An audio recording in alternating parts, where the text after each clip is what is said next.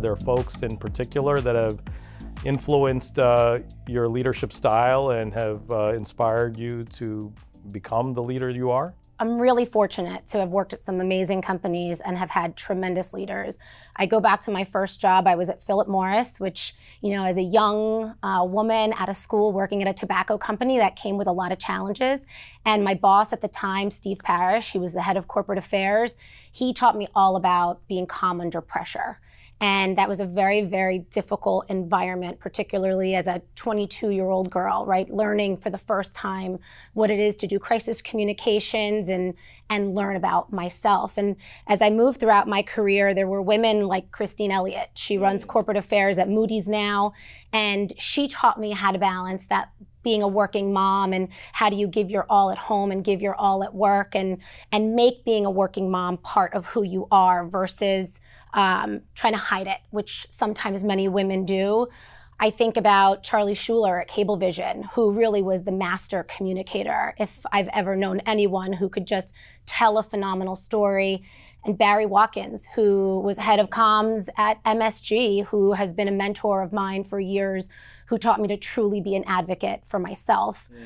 So I've been very fortunate, and I lean on many of them still today, and I follow them in their careers.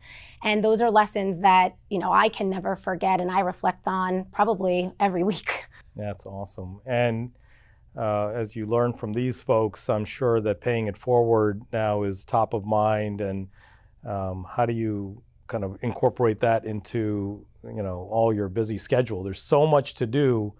I guess what, is that a priority for you, and how do you make time for it? Yeah. What I learned from my mentors and my leaders was about trusting your team in the difficult moments. And you can't be the one to always have the face time. They learn in those moments. And so for me, that is the paying it forward.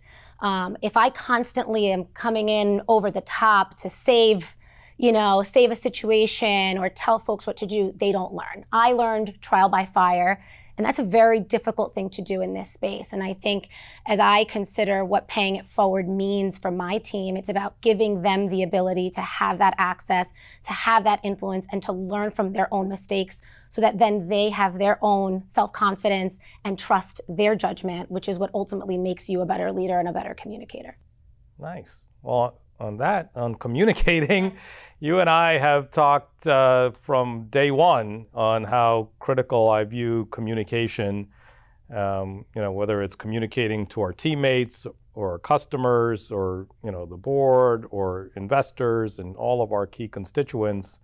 So let's dive deep into employee communication in particular. And maybe you can unpack a little bit of the journey that we've been on and how it's helped us transform the culture and helping us in driving our overall transformation. So when I think about the last 2 years, since you've been at the organization, I think you set the expectation that employee experience was central to driving our growth at this company. And to deliver a great customer experience, communication is a key component of that. I think people sometimes view communication just as what you say or a written memo, but communication is how you show up. It's when you don't show up. It's what you say. It's also what you don't say. It's your reactions. It's your facial expressions. It's your posture. And I think, you really set that foundation of how important all of that was as leaders. And so we started on a listening tour, right? You went out into the field. We set roundtables. We started implementing formal engagement surveys to get feedback. But it didn't stop there, right? We took all of that data, all of that information, and started driving change.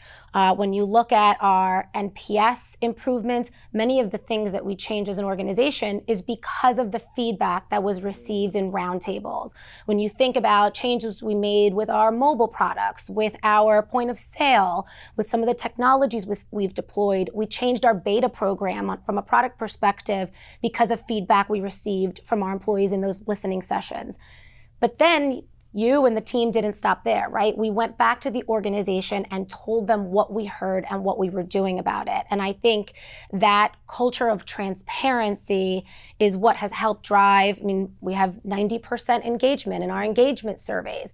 People now know that communication is 360. And because of that, they're more willing to speak up. So Lisa, what can folks expect next as we continue on this transformation journey? Great. So the communications team is digging deep. I really view them as a mini newsroom in our organization, digging into all the great stories about the transformation at the company.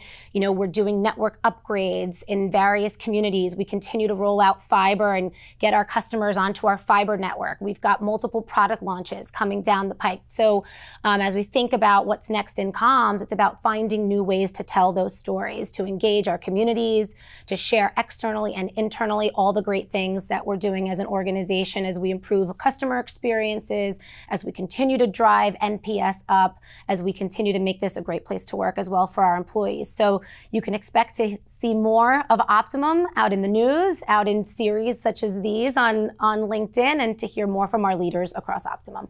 Awesome. Well, thank you so much for joining me to help continue to tell our story, and thank you to everyone who joined. Have a great day. Thanks, Dennis.